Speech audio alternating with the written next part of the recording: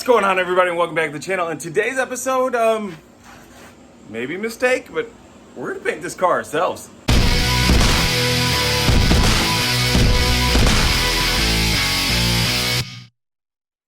Finally getting the car ready for paint. As you can see, I got the front bumper over here, the side skirts there, rear bumper here. I'm also gonna be taking off both the driver and passenger side fenders. I'm most certain that I'm gonna leave this trunk on. I don't really see a reason to take all of that off. So when we're spraying this, we're gonna be taping off and masking off all the glass here. This will be removed. These windows will be down. This area will be masked off, as well as the front windshield and the whole engine bay area along with the wheels and tires. The reason for taking off the fenders and the bumpers, one, because here on the bumper, as you can see, there's all kinds of crevices and curves and angles to this, and you want to be able to get it as best as possible. The reason for the side skirts, it gets down low. You don't want the painter to have to be down there on the ground. It makes it a little bit easier to fix that. Also, I got some spots that I need to take care of. For the fenders, if we look up here, this A-pillar goes down into this area here. It could be real easy to try and mask this off, but then you run the risk of, hey, I'm not gonna get that tiny little corner the same way I did it right there when I sanded it, or just this channel in general. So it's gonna make it a lot easier to just pull these fenders off, be able to get all the way around it, and then get all of this A-pillar area up and through there as well. Just took the passenger side door handle off. Up in this little hole there, there's a little Torx bit that you have to wheel out. And as you're doing that, you need to pull back on your handle and leave tension. Now that bolt in there doesn't come all the way out, but it allows you then to pull out this piece right here, which on the other side covers up your lock. And then it will release this section here of the door handle, then you'll pull it out. This here does have a plug and connector on there, which pop back up in there, and I wasn't aware that it had that, but we're just gonna have to make sure that we take care of that when we put these back on. But now we'll be able to fully sand this down properly so it can get painted. I have some stuff out here that I've sanded down. I put a layer of primer on this, sanded it down, washed it. Now I just have it out here in the Texas heat, letting it dry off, which takes probably about 2 seconds. As you can already see that right there, slowly starting to dry up. When it came out here, maybe like 30 seconds ago, this whole thing was wet. Over here under the tree, I'm letting it finish off drying. I was painting everything over there previously, but I'm gonna do it over here because it's in the shade, and today in Texas, it's like 101 degrees outside. Here's some pieces that I have already used the primer sealer on. This one here is looking pretty good. I went ahead and with these, I just took the fiberglass part from RTR Vehicles. I sanded it down with a 600 and then followed up with an 800 and then sprayed this AutoZone primer sealer on, rattle canned it. This one right here, this is one of the front corners for the bumper. That one didn't turn out too bad. This one here, I'm gonna have to redo. Over here in this corner, you can see we got a little bit of a run. So what I'll do is I'll wet sand this down and then finish prepping it. If we look at the car itself, outside of that one window right there where I have it open so I can get in and out of the vehicle, move it if I need to, we already have the windshield taped up. We have everything sanded. We have tape inside the hood vents right there. I'm gonna use one big sheet that's gonna go over this section with the front tires and the engine bay so nothing gets in there. We have all of this section here taped up on the passenger side door. You can see I did a layer of primer here to get any of the stuff that I filled in with body filler. We taped up the window, and then if I open the door, we got the seam here around the door and then the back side of the door. I'm gonna end up putting something here inside these holes for the handle because I don't know how far they go up there to get to the window, and I don't want anything to end up on that glass. Back window is done. Got the area around the trunk done as well, as you can see in there. And then the back will do similar to the front, where it's one big piece goes, wraps around, and then comes and covers up the tires. So starting out here in the garage first, as you can see, it's nighttime. I'm gonna be getting started on this tomorrow morning. I'm gonna have to clear out all of this stuff here, but I do have tarps up that kind of protects the walls from overspray, dust coming in from the edges of the garage, and also make sure that my tools aren't getting covered in any of the overspray. It goes around here towards the back where it covers up the TV. I have my new air compressor here. This is a 21 gallon. It's 175 PSI. This one here I got because it takes up less room. The old one down there, I don't know if you guys remember from any of the previous videos, but for some reason, whenever that thing needs to refill itself, it has to be completely drained.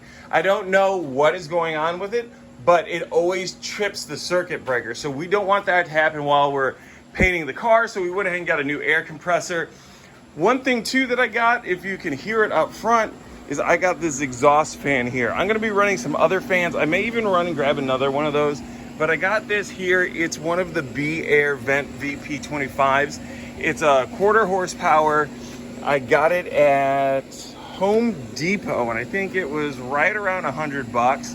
It seems to be moving air pretty good, but this is a large space to try and move the air out through. So once we drop the door, put a crack along the bottom of the garage door, we'll be able to see how much air it really moves. But I'm pretty sure I'm gonna end up having to get at least one more of those in conjunction with my other fans. Now with all of these parts here, you're probably like, oh my God, Jordan, you don't have a whole lot of room to move around. You're absolutely right. I do not, but I have something that I think will take care of that. I picked up this. This is an Ozark Trail 13x9 screen house. So as you can see, there's a little dome here. These screens come down, zip up, seal it in. Now this is used for camping. However, I think it'll work really good as an outdoor spray booth. I shouldn't have to worry about any dirt coming in when I lay down a tarp for the floor and then stake it down. None of this stuff should move because we're only doing these small parts here. That should give us enough room to really be able to move around them and then finish up painting the whole car inside the garage. That way I can move it over so it's not so close over here against the wall, and I can just kind of move around it and get it taken care of. Will this work? I don't know. We'll find out in the morning. What is going on? It is the morning and I am back out here in the garage and we're getting ready to start painting. We first have to clean the vehicle, so I'm going to show you what I'm going to do that with, and then I'll also show you my setup that I got going on here so we can start painting. So as you can see, the vehicle is pretty dusty, pretty dirty. We're going to go wipe everything down with these microfiber towels I picked up at the local AutoZone. Then we're going to use some spray away glass cleaner on the whole vehicle as well as our body panels. After we do that, I'm going to put this 70% isopropyl alcohol, put that into the spray bottle, spray it down a section at a time, wipe it down clean. All I'm going to use when I'm using both the glass cleaner and isopropyl alcohol are these shop towels that I also picked up from AutoZone. So we'll wipe all that down, make sure everything is good, and then we'll be ready to paint. On the floors here, I've swept them. I also took the fan and blew everything out. We also have the fan over here going. This is going to be used for our exhaust here inside the garage. Out here in the driveway, we can see I also have a little tent here. I picked this up from Walmart. I think this was like 60 bucks. It's a little tent. It's got some screens here around it. Stops the bugs from getting in.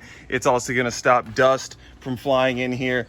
And we have our small parts as well as our fenders set up in here. So what I'm going to do is car bumpers get sprayed in there, and then I'll come out here and I'll spray the smaller items so we can get those knocked out.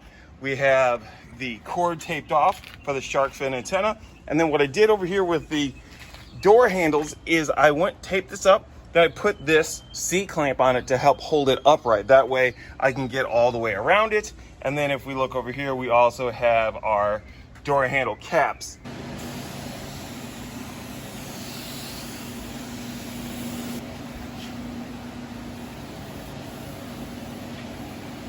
The car now has its first cleaning done. This was all done with the spray can window cleaner.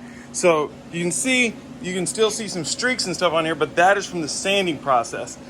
We went over this with a 320 and then back over it again with a 600. We're gonna get the alcohol ready now, and then we're gonna go over the vehicle with that. So real quick, here's how we're using the alcohol. It's in this little spray bottle that I picked up from Walgreens along with the isopropyl alcohol. Spray on, do a small section real quick, and then wipe it off. And then you're just gonna continue on like that. This has a high flash point, so it's gonna dry up quick. So that's why when you start to wipe, you can see it instantly starts drying up. So don't let it sit on there too long. Do one section at a time and then come through, wipe it off. That's gonna get off a lot of the greases, the oils from your fingerprints, and also help add another layer to the clean. And now that this one's done, we're gonna go ahead and toss it in the bin with the others and keep moving on. I don't know if you're gonna be able to hear me with the mask on. If not, I'll go ahead and I'll shoot this again later. But so far so good. I'm using the Shop One brand paint, and then that's the reducer. Over here I have this Spectrum Universal kit that I'm using with the pneumatic spray gun. I would honestly say, at least with this one, I wouldn't use this one again. I'm wasting so much paint. This here is leftover that came out of the thing. It's supposed to reduce it by like 70% waste. Next morning, as you can see, I'm already sweating my butt off and I haven't even started painting yet. We have the car right here next to me and we've been going over it. As you can see here in the center, it was hard to get to, so that needs to be gone over again. Same for the center of the hood. All the rest of it is looking pretty good. Don't have any problems with any of this. We have our fenders hanging up in here. We're gonna get to those today. Went over it with the tack rag. Here's what came off of the actual car. So that's all that dust that was up in the atmosphere that fell down onto it after spraying. So that's gonna go in the trash. What we're gonna do today is we're gonna start on the stuff that's out front. We've got all our stuff here out front. What we're gonna do is come through. We're gonna do one coat, let it sit for about 10 minutes. Then we're gonna come through, we're gonna do the other coat. After that second coat is done, as long as it's got sufficient coverage, we should be good to go. And then what I'm gonna end up doing is we're gonna start the 30-minute timer on here for this to start to tack up. Well, that 30-minute clock is running out there. What we're gonna do is we're gonna come in here and we're gonna come through and do our 2 coats on the fenders. If that has sufficient coverage, then we're gonna be good with that, and we're gonna flip over to the vehicle. We're gonna hit these spots here in the center that need to be gone over again, and then we're also gonna do a light dust coat. Since this sat overnight, the clear coat has to have something to stick to. So once that is done, we're gonna start the 30-minute clock on this. Between the drying times that we've waited for the car and for this, we should be coming up on the end of our 10 minutes for the stuff outside. We're gonna switch over guns, put the other gun over into the cleaning solution, and then we'll go out there and start spraying our clear. We're gonna do, 2 to 3 coats out there. By the time we're done with that and the drying times, we can come back in here and then hit the car, the bumpers, and the fenders. So I didn't do too much filming while I was painting because it's kind of hard to hold the camera and paint, especially since this is my first time painting a car that I really care about how it turns out. I want to make sure that I wasn't causing anything that was unnecessary and could be avoided. But we do have the clear on. So here is the final product with the clear on. I probably shouldn't say final product, but this is with the clear on. We still need to sand it. We still need to buff it. If you get up close, you can see the texturing here, which I'm hoping that will all be gone by the time I sand and buff. But if you look at areas down here near the bottom where it kind of baked on a little bit differently, it's smoothed out. Or over here with these.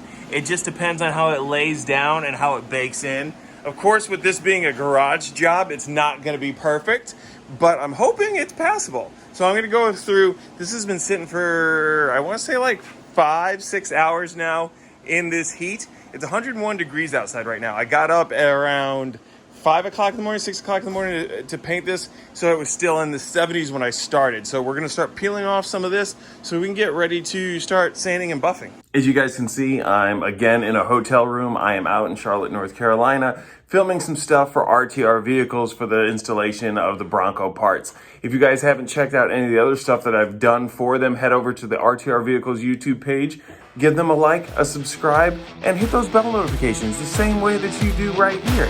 And I will catch you guys in the next one where we start sanding, cutting, and buffing.